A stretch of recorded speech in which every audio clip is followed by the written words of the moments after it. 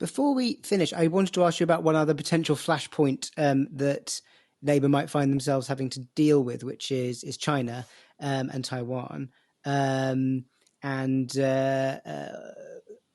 moment, there's sort of a sort of growing sense of concern about what China might do to Taiwan, but no sort of specific action that they've taken to sort of precipitate anything. But what do you see as being the risk there, or the level of risk, and how would it manifest itself? In what would be the most likely way for it to manifest itself?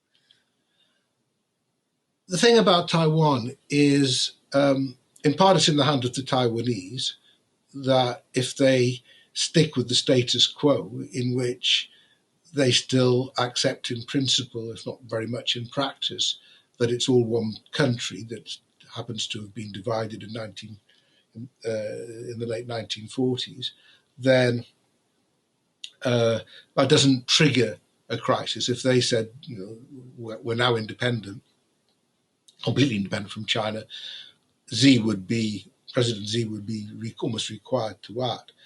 Then the other question is whether Xi at some point thinks his legacy has to be the complete reunification of Taiwan with China, which is a heck of a risk for him to take. And one hopes that Ukraine has demonstrated these plans aren't as straightforward as he might imagine. And he's got other problems, big economic problems at home to deal with.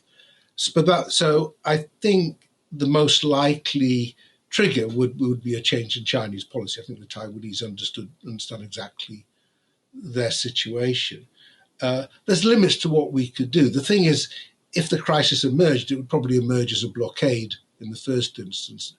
And I think there would be some expectation that allies would join in breaking a blockade, in freedom of navigation issues and so on. So it could be a test.